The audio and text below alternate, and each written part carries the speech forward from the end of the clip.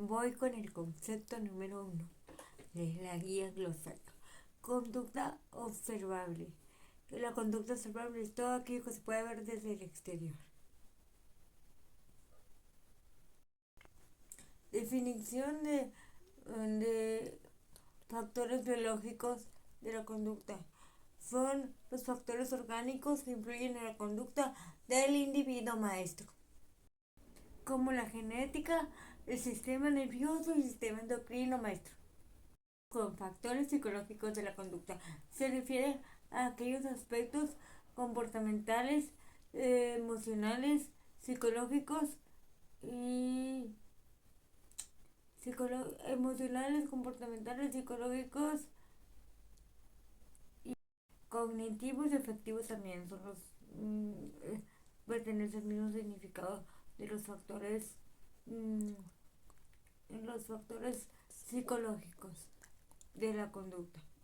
Estos factores están presentes en la calidad de vida de la persona y se representan en el estado y calidad de la salud de la misma persona, el mismo individuo. Ahora, factores sociales de la conducta están constituidos por las diferentes áreas de lo social en las que se desenvuelve la persona y cómo ésta reacciona a cada uno de los estímulos. Estos estímulos son estructuras sociales como lo son la familia, la religión, el Estado, la escuela y demás instituciones que rigen a la sociedad. Vamos con conducta efectiva. La conducta efectiva es un conjunto de rasgos y valores que se caracterizan por ser genuinos y por ir acorde con una sintonía de lo que el individuo considera pues correcto y es de manera espontánea. Es de manera espontánea y tiene que tener coherencia con sus creencias. Conducta disfuncional. Entiéndase por conducta disfuncional una conducta normal que puede afectar a los individuos, dígase familia, dígase sociedad, escuela, y se puede dar como mala comunicación, como maltrato emocional, o como simplemente incidentes de discrepancia, pero que estos afecten a los individuos. Y también, por ejemplo, que afecten su relación a cómo perciben los demás. Vamos con el concepto de conducta aprendida. La conducta aprendida es un tipo de conocimiento que se adquiere a través del aprendizaje.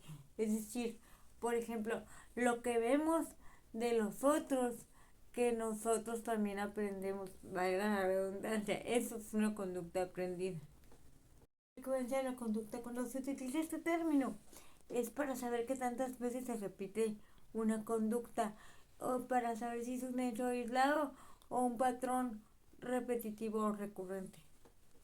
Intensidad de la conducta. Bueno, ahora explicándolo en palabras de psicología, ya sea clínica o psicología educativa, es, es algo que se usa para medir cómo es que la conducta se repite, pero también con qué intensidad se manifiesta. No es lo mismo decir, ¡Yangos! Reprobé el examen que. Ay, reprobé el examen. ¿Me explico? Entonces, ahí también se manifiesta la intensidad de la conducta. Que espero no reprobar el examen, ¿verdad? Tiempo de la conducta. En este análisis, para referirnos al tiempo de la conducta, se revaloran los incidentes que ocurren durante la conducta, antes de la conducta y después de la conducta.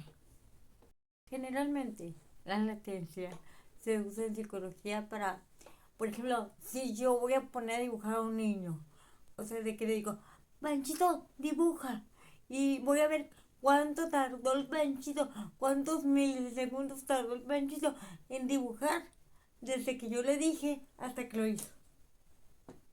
Ahora, variable dependiente es el efecto que cuando uno investiga, observa, ah, ah, al observar la variable independiente o variable causa. Variable independiente es el motivo o causa por la que ocurre otro fenómeno. motivo o causa por la que ocurre otro fenómeno que cuando se está investigando el investigador puede observar, ¿no?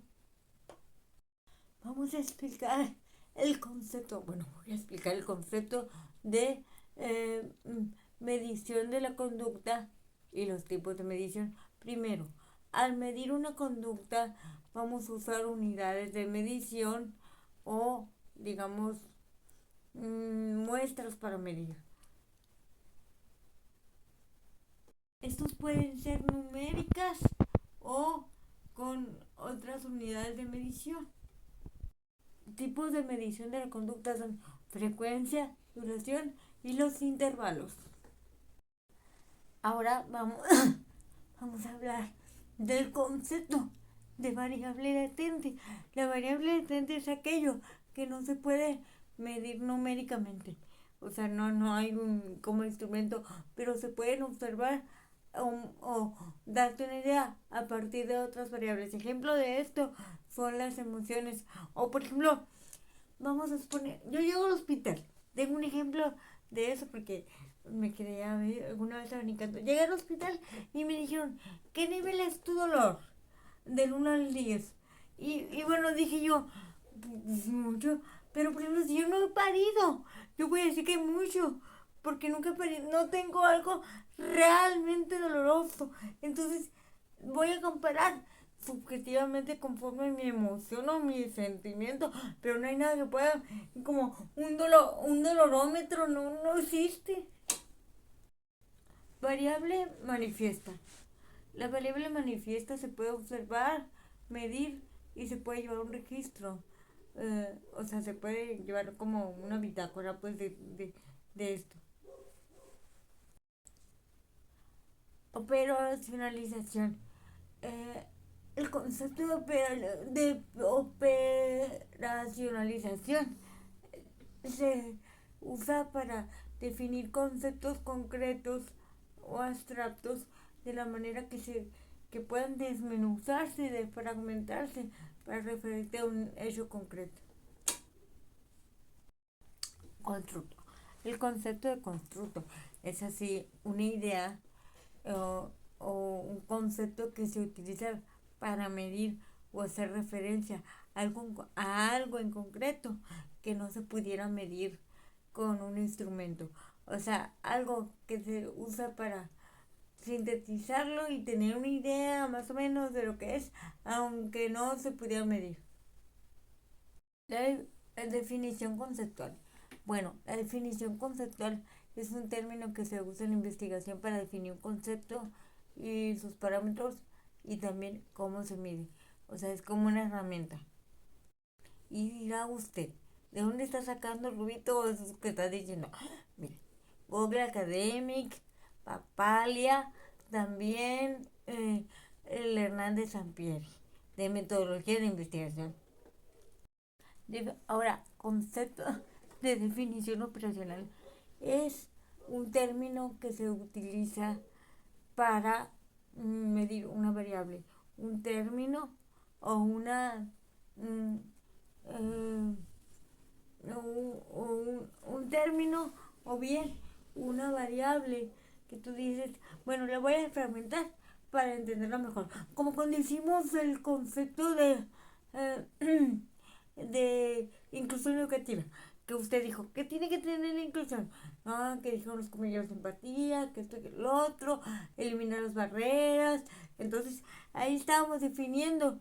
Entonces, ahí hicimos hicimos en la parte verbal un poco de ¿cómo le digo? De referencia a esto que estamos diciendo aquí. A ver, maestro, así que validez. Ahí dice que viene del latín validus, pero se acuerda que en clase vimos también que la validez, para medir algo que tenga validez, tenemos que medirlo con tres veces o de tres maneras distintas y que nos dé un resultado muy similar o un margen muy pequeño. Pues eso es la validez. Ahora, maestro, Confiabilidad.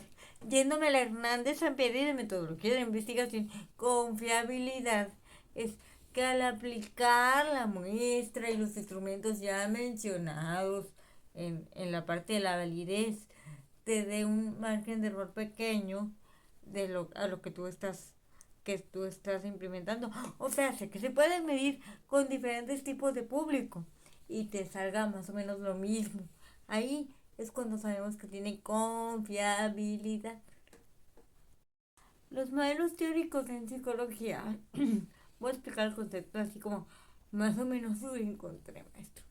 Eso no es otra cosa más que los pequeños modelos o instrumentos que puedes agarrar de las teorías de los que ya hicieron estas investigaciones para ejemplificar y ver, medir si lo que estamos queriendo observar o medir o mm, investigar es válido. Por ejemplo, los modelos teóricos pueden ser que, que el de este perro de Skinner, el que sale en el experimento del pequeño Albert, y, y Piaget, y las teorías de lo que se apoya Vygotsky. Según cada investigador pues tiene su modelo teórico.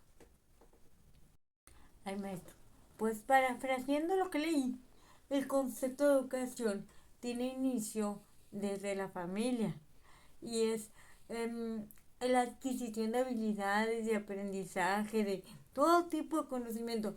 Inicia en la familia y continúa en la parte escolar, pero también permea la parte laboral y así hasta que uno se muere. Ni modo. Ahora vamos con algo parecido, que es el concepto de aprendizaje. Es un proceso que se da a lo largo de la vida, es para adquirir habilidades, valores, conceptos, eh, y también para, o sea, se da desde que naces, ahora sí, hasta que cuelgas el tenis. Pero, o sea, no solamente se da en el aspecto escolar, sino desde que a uno le dicen al mundo y puede adquirir varios aprendizajes, verbal y no verbal, y auditivo y visual y kinestésico. O sea, puede ser adquirido de muchas maneras, no nomás machetel. Bueno, eso fue lo que entendí de lo que leí. Moderación es un término utilizado en investigación para decir que para decir que vas a agarrar una pequeña muestra de algo que ya quieres investigar o, o sacar por conclusión, ¿no? Pero vas a agarrar una pequeña muestra para ver si eso que tú quieres saber o investigar se va a poder hacer y si sería funcional. Por ejemplo, las cuestiones de escala o por ejemplo cuando uno hace pilotaje de la investigación y que agarra una pequeña muestra primero antes de entrar de lleno a una investigación, pues hacer el pilotaje para ver si te va a funcionar. Eso también es modelación. El moldeamiento es un término usado en psicología para modelar una conducta deseada y hacer que esa conducta se repita. Es decir, maestro, la economía de fichas, cuando le pones una estrellita al niño, cuando hace las cosas bien o cuando cumple con lo que tú querías, le pones una estrellita y generalmente tiende a repetir la conducta deseada hasta que lo hace por sí solo y lo convierte en un hábito. Eso es moldeamiento. A ver, maestro, vamos con el concepto de reforzamiento. Y esto lo saqué de un libro que se llama Teorías del Aprendizaje. Bueno, dice que el reforzamiento consiste en dar al individuo un, un, un reforzador. O sea, después de una conducta que sucedió, dar el reforzamiento luego, de manera inmediata, a manera de que él sepa que quieres que se siga repitiendo o que se elimine. Estos tipos de reforzamiento pueden ser negativo o positivo. Aprendizaje social. El aprendizaje social se obtiene, según lo que leí, de la colaboración y de la colaboración e interacción con otras personas. Es como nuestra conducta diciendo, ay, así es. Por ejemplo, esto lo veo mucho cuando me llevan chicos con autismo a que yo les enseñe las conductas adecuadas e inadecuadas de la parte sexual. O sea, les tengo que decir que eso es socialmente permitido y que no es lo socialmente permitido. Entonces, en la convivencia social, ellos ven lo que está permitido. Entonces, ya cuando tengo las conductas inadecuadas en el consultorio, hago hincapié en que eso no se hace al público, que hay lugares privados, como para la masturbación, por ejemplo. Entonces, profe, haga de cuenta que ese es el moldeamiento social y el aprendizaje social también. Vas aprendiendo por imitación con las interacciones con los demás. A ver, maestro, aquí la verdad, yo puse lo que me encontré. Instigación dice, es inducir a alguien a que haga una conducta usualmente tipificada como negativa. O sea, como lo motivas para que lo haga, pero no siempre es positivo. O sea, lo induces, pues. Pues aquí están los 30 conceptos del glosario de la materia de psicología educativa eh, del maestro Felipe. Y maestro, espero que sean de su agrado. Y pues ahí está. Bye.